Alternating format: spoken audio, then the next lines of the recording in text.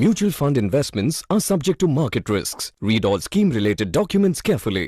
मुलांच्या नावाने गुंतवणूक करावी की नाही करावी? मित्रांनो, खूप सारी लोक माझ्याकडे येतात, मुलांच्या उज्ज्वल भविष्याची चिंता त्यांना असते आणि त्यांचा हा प्रश्न असतो की मुलाच्या नावाने पैसे टाकायचेत, मुलीच्या नावाने पैसे टाकायचेत किंवा त्यांच्या अपत्याच्या नावाने पैसे टाकायचेत. तर आई वडील आहेत सगळ्यात जास्त जगात. जर मुलांचं कोणी हितचिंतक असेल तर ते आई वडील असतात, याच्यात मला काही डाऊट शंका नाही आहे.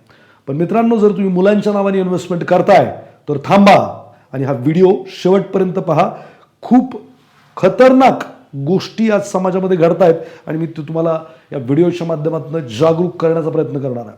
नमस्कार मित्रांनो, मी आकाश गोंदावले. मागचे 22 ते 20 वर्ष झालं फायनान्समध्ये स्वतःसाठी काम करतो. मागच्या 10-12 वर्षापासून इतरांना अवेअर करण्याचं काम मी सोशल मीडियाच्या माध्यमातून, क्लासेसच्या माध्यमातून करतो आहे. मित्रांनो, मुलांच्या नावावरती गुंतवणूक करावी का? तर याचं उत्तर आहे, मुलांच्या नावाने तुम्ही अजिबात गुंतवणूक करू नये. मुलांसाठी तुम्ही नक्की गुंतवणूक करा, पण मुलांच्या नावावर गुंतवणूक करू नका.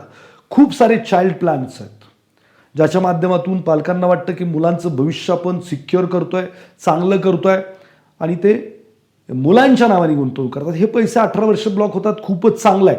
ब्लॉक झालेले पैसे हे चांगले ग्रोथ करतात, सगळं काय होतं. पण जेव्हा मुलगा किंवा मुलगी 18 वर्षाची होते तेव्हा ते पैसे तुम्हाला न मिळता ते त्यांच्या खात्यावरती येतात आणि त्याच्यानंतर त्या पैशांचे मालक ते मुलं होतात. आता 18 वर्षाच्या, 19 वर्षाच्या, 20 वर्षाच्या मुलाला अशी कोणती मॅच्युरिटी असते की त्या पैशांचं नक्की काय करायचं? इथून मागची मुलं आईवडिलांच्या ऐकण्यामधली होती, पण इथून पुढील मुलं आईवडिलांचं ऐकतील का? त्यांना पंख फुटलेले असतील, त्यांना खूप काही माहीत आहे. पहिल्या काळात मी असं म्हणायचो किंवा आम्ही जेव्हा लहान होतो तेव्हा आमच्यासाठी आमचे आईवडील सुपिरियर होते, बेस्ट होते. पण जर आजच्या काळात आमच्या मुलांसाठी आम्ही जर बघितलं तर आम्ही तेवढे सुपिरियर नाही आहोत. याचं कारण का? आम्हाला तो मोबाईल नवीन आला, अँड्रॉइड फोन आले, आम्ही मुलांना जाऊन विचारायचं, बाळा हे काय? बाळा ते मला इंग्रजीचं स्पेलिंग फालणं येत नाही, जरा सांगतोस का? बाळाला असं वाटतंय की आय एम द बेस्ट, याच्याकडनं काय ऐकायचं किंवा या पालकांकडनं काय ऐकायचं, असं कुठंतरी त्यांना ते आय एम द बेस्ट ही फिलिंग आहे. आम्ही किंवा आजचे पालक सुपिरियर राहिलेले नाहीत. मित्रांनो, मी मागच्या वेळेला एक व्हिडिओ बनवला होता, एक स्टोरी सांगितली होती की एकाचे टर्म इन्शुरन्स घेतल्यानंतर डेथ झाली आणि बरेचसं काही त्याच्याबरोबर काय घडलं त्याच्या फॅमिलीबरोबर ते सांगितलं होतं. हा व्हिडिओ साधारणपणे महिना-दीड महिन्यापूर्वी मी यूट्यूबला अपलोड केला. यूट्यूबला हा व्हिडिओ अपलोड केल्यानंतर माझे अजून एक इन्व्हेस्टर, त्यांचा मला फोन आला. अर्थात त्यांची स्टोरी मला अगोदरच माहीत होती. त्यांनी स्वतःचं नाव न सांगता म्हटले की तुम्ही ही स्टोरी सुद्धा माझी सोशल मीडियावरती सांगा, पालकांना अवेअरनेस येईल. बघा, डिटेल स्टोरी मी एवढी काय सांगणार नाही, पण तुम्हाला त्यातनं बोध यावा याच्यासाठी मी ही स्टोरी सांगणार आहे. मित्रांनो, एक पालक होते ज्यांनी इन्व्हेस्टमेंट केली 2015च्या आसपास. 5-7 वर्ष ते चांगल्या पद्धतीने इन्व्हेस्टमेंट करत होते. त्यांची मुलगी होती, गुणवान होती, सुशील होती, शिक्षणात हुशार होती. त्यांनी मुलीच्या उज्ज्वल भविष्यासाठी तिच्या नावाने खूप चांगली गुंतवणूक केली. मला वाटतं 15-18 लाख रुपये त्यांच्याकडे असावेत. म्हणजे ते 2000 नंतर ती बालिक झाली किंवा 18 वर्षाची झाली. पुढे 1-2 वर्षामध्ये 2021-22ला तिने कोणाला तरी मुलगा दाखवला की पप्पांना किंवा त्याच्या फॅमिलीला की मला याच्याबरोबर लग्न करायचं आहे. पालकांना ते मुलगा काही पसंत नाही पडला किंवा त्यांना ते आवडलं नाही. त्यांनी स्पष्ट मुलीला सांगितलं की बाळा, तू याच्याबरोबर लग्न करू नको, आम्हाला काय तितकंसं त्याचं बॅकग्राऊंड किंवा त्याचा स्वभाव किंवा त्याचं वागणं रुचलं पचलेलं नाही आहे. आता हे अल्लड वय असतं, अट्रॅक्शन असतं अपोजिट सेक्सचं आणि अशा वेळेला मुलं एक रास्त निर्णय घेऊ शकत नाहीत. आणि मुलाला माहीत होतं माझ्या खात्यावरती काय 18 लाख रुपये, 20 लाख रुपये समथिंग काय आहेत आणि मी हे काढू शकते, मला ते मिळू शकतात. कदाचित पालकांनी तिला सांगितलेलं असेल की बाळा तुझ्यासाठी एवढे पैसे करून ठेवलेले आहेत. माहीत नाही नक्की काय परिस्थिती होती, पण तिला ते माहीत होतं. आणि मग तिने काय केलं, त्या मुलाबरोबर ती निघून गेली, तिने लग्न केलं, काही हरकत नाही.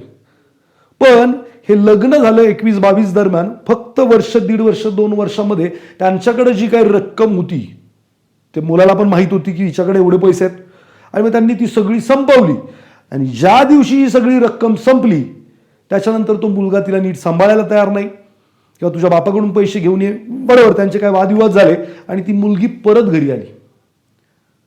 म्हणजे आता हा पश्चातापाचा विषय, कोणाचं चुकलं कोणाचं बरोबर आहे, हा विषय मला इथं मांडायचाच नाहीये.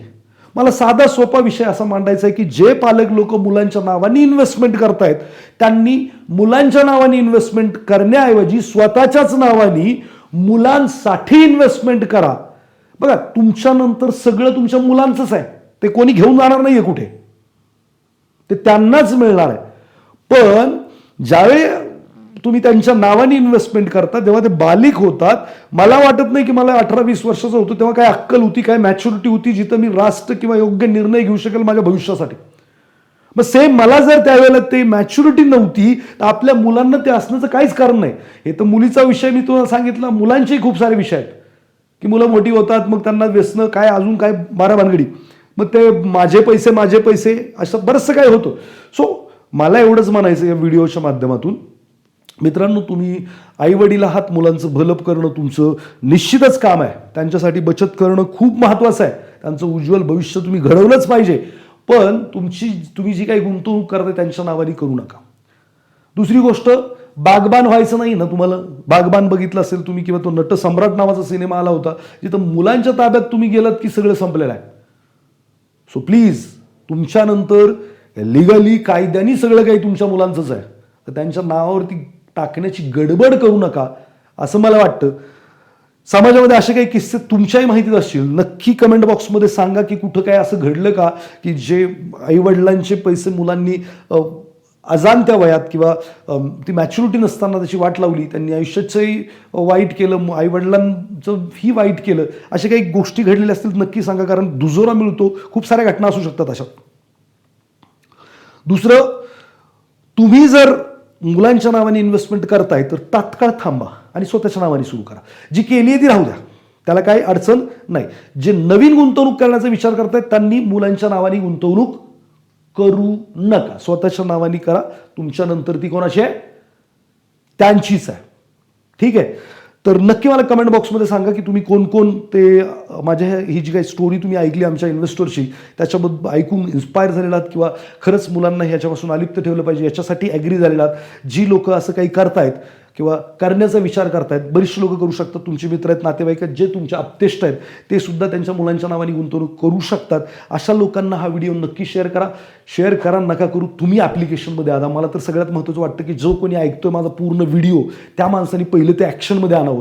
शेअर झालं नाही झालं मला तुम्ही लाईक करा नका करू, त्यांनी काही फरक पडत नाही. तुमच्या आयुष्यात काहीतरी बदल होतोय का, व्हॅल्यू ॲड होतोय का, ते जास्त महत्त्वाचं माझ्यासाठी. व्हिडिओ जर आवडला असेल तर लाईक नक्की करा. आणि जर कोणतीही गुंतवणुकी संदर्भात शंका असेल, प्रश्न असेल किंवा म्युच्युअल फंडच्या माध्यमातून तुम्हाला तुमचं पोर्टफोलिओ मुलांसाठीचं उज्ज्वल भविष्यासाठीचं सेव्हिंग करायचं असेल आणि कुठलीही मदत लागेल असेल तर खाली मी एक गुगल फॉर्म देतो आहे, त्याच्यावर तो भरा. माझी टीम तुम्हाला संपर्क करेल आणि जी काही माहिती हवी आहे, जी काही मदत हवी आहे ती माझी टीम तुम्हाला करेल किंवा मीही तुम्हाला भेटू शकतो. तर नक्की खाली दिलेल्या फॉर्मवरती क्लिक करून संपर्क करा. सो नक्कीच मला वाटतं या व्हिडिओच्या माध्यमातून मी थोडासा समाजाचा आरसा तुमच्यासमोर ठेवण्याचा प्रयत्न केला आहे. प्रयत्न जर आवडला असेल तर लाईक करा, नाही लाईक केलं तरी चालेल. भेटूयात पुढच्या व्हिडिओमध्ये. धन्यवाद.